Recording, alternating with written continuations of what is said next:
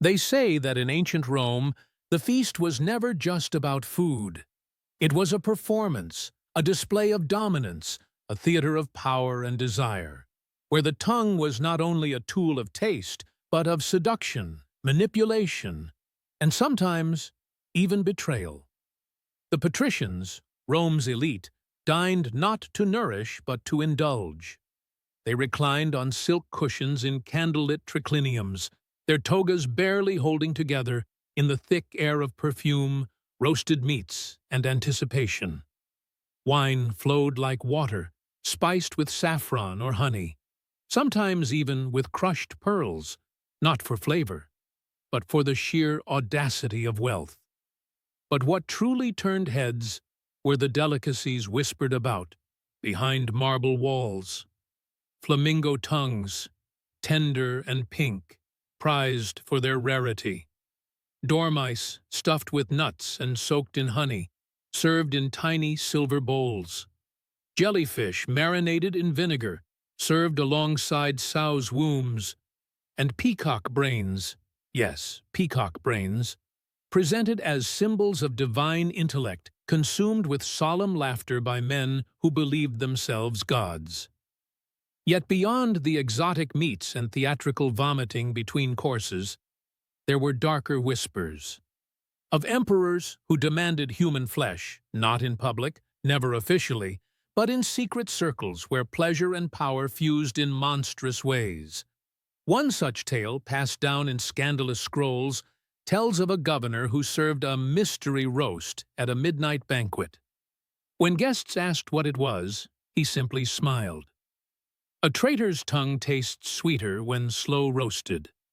Some say he was joking. Others say a senator went missing that night. In these feasts, food became language, and that language was desire. Women fed grapes to eunuchs while locking eyes with jealous husbands.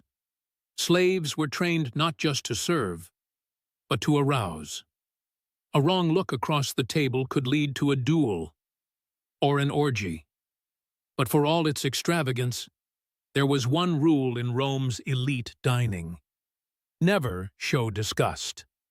To refuse a dish, even a plate of fermented fish guts, was to insult the host, and no insult in Rome went unpunished. In the flickering shadows of Rome's candlelit feasts, appetite became its own kind of religion. To eat was not simply to live, it was to dominate. And like all things in Rome, the boundary between ecstasy and revulsion was as thin as a slice of salted liver. They say Caligula once demanded a banquet of only unborn animals, calves ripped from their mothers' wombs, birds dissected mid-lay, fish cut open with eggs still warm inside. Why? Because the taste of life interrupted was, to him, the ultimate delicacy. And to deny life was to assert imperial divinity. But he was far from alone. At private feasts hosted in hidden villas, away from the forum's judgments, guests reclined not only beside concubines, but sometimes with animals. Not to eat them, no, to watch them be eaten.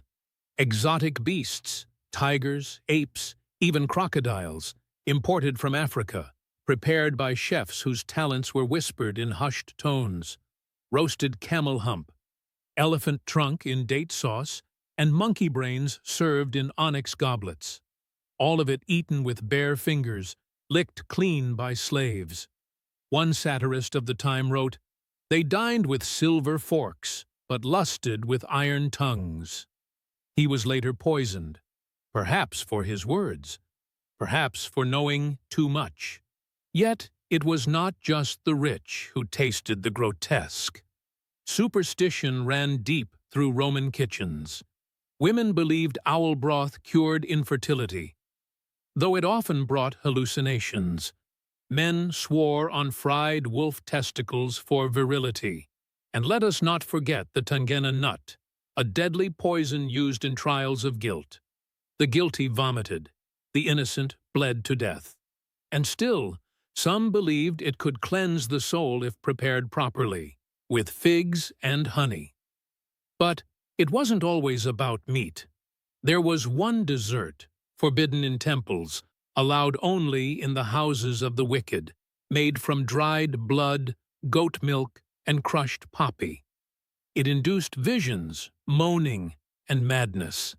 It was served, they say, at orgies where masks were worn and names were not spoken. The true horror was not in what they ate, but in how much they enjoyed it. Among these hidden indulgences, whispered stories speak of one cook whose name was erased from every marble tablet and parchment. Her name was Lucilla, and she cooked only once, but that one feast became legendary. Born a slave, Lucilla learned her craft under Rome's most perverse chefs. She saw all the horrors of the imperial kitchen: pigs stuffed with live birds, ostriches drowned in honey, men whipped for burning sauce. But Lucilla held a secret more dangerous than spoiled meat or poison. She had the perfect palate. She tasted ingredients no Roman dared touch, created flavors that seduced emperors and drove senators to madness. And one night, Rome's empress, Agrippina herself, summoned Lucilla to prepare a banquet the empire would never forget.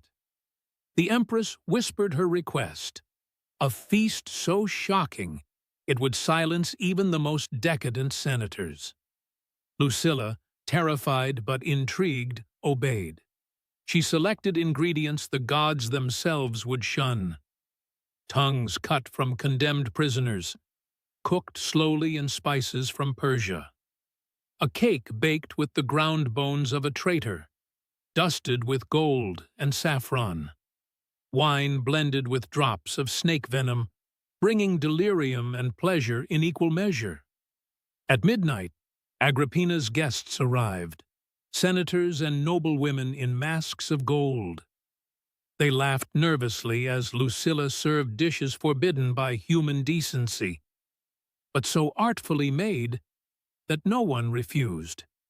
They ate, moaning in twisted delight, tasting power in every forbidden bite. Then came the final dish, presented under silver domes. Guests gasped as the lids lifted, revealing a heart, human, cooked to perfection, garnished with roses. Agrippina smiled. "A traitor's heart," she whispered. The senators ate, intoxicated by horror and delight, none daring refuse. But Lucilla knew the truth. The heart belonged not to a traitor, but to the emperor's secret lover.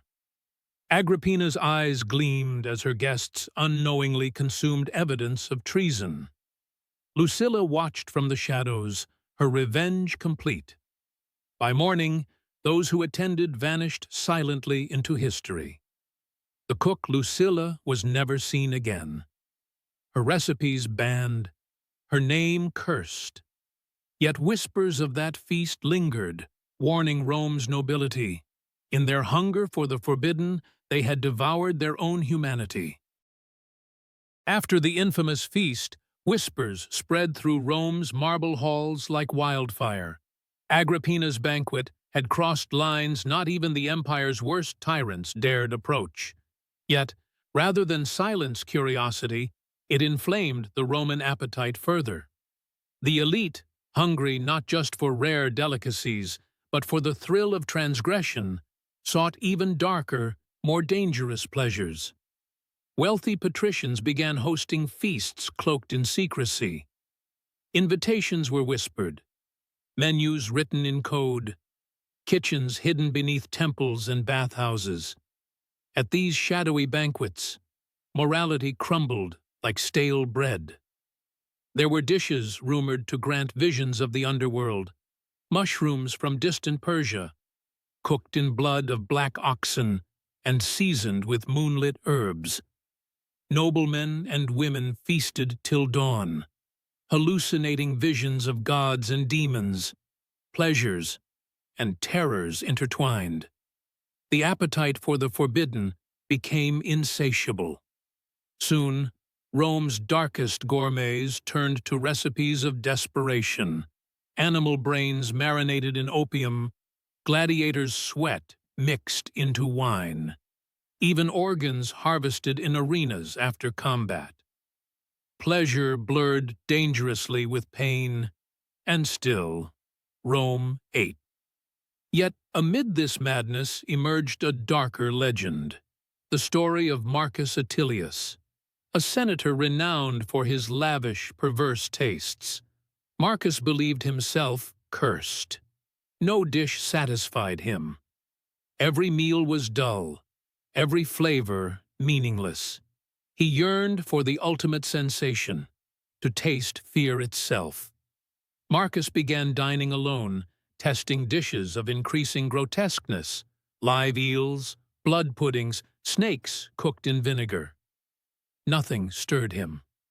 Then, driven by desperation, Marcus summoned Rome's cruelest chef, a Syrian slave named Demetrius, famed for his ruthless creativity.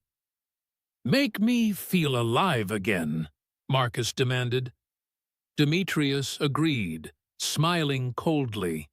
He prepared a feast so dreadful even the slaves dared not watch. When the senators sat to dine, each bite was a torment, yet irresistible. Marcus trembled, gagged, but ate until he felt something new, terror and ecstasy entwined. "What is this?" Marcus whispered, shaking. Demetrius smiled softly. "You taste your own mortality, my lord. Tonight you have consumed your poison." Marcus stared, horrified, yet exhilarated. Within moments, he fell to the marble floor, his heartbeat slowing with a pleasure beyond comprehension. His death was whispered about as the ultimate dining experience, a taste that transcended life itself. From then on, Rome's elites sought the forbidden with reckless abandon, chasing sensations Marcus had discovered too late, pleasure at the very edge of death. As Rome spiraled deeper into decadence, the boundary between pleasure and ruin blurred irreversibly. Banquets, once symbols of prestige, now whispered of madness, excess, and a city consuming itself alive. And still, Romans feasted, blind to the coming darkness.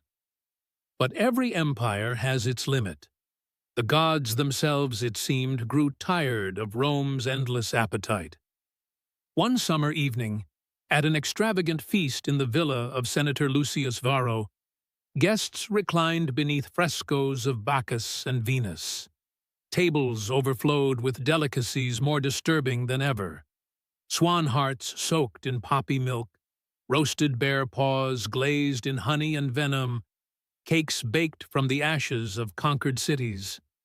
Yet tonight, the atmosphere was tense, uneasy, each bite tasted of regret.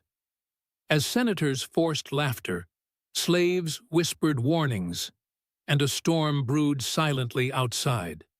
Thunder growled like Jupiter himself, displeased with Rome's reckless indulgence.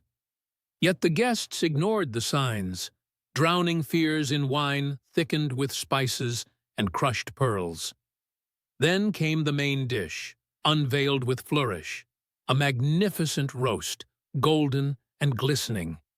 Varro announced it proudly, "This is the taste of Rome's immortality." But as guests ate, their smiles faded into horror. The meat was bitter, nauseating. Wrong. One senator cried out, clutching his throat. Another vomited violently, begging forgiveness from silent gods. Panic erupted. Plates shattered, and wine spilled like blood. Senator Varro stood frozen, pale and trembling. The cook approached slowly, pulling back his hood. It was Demetrius, the Syrian chef whose poisoned meal once ended Marcus Atilius. He spoke softly, yet his voice filled the room. "Tonight, Rome eats its own corruption.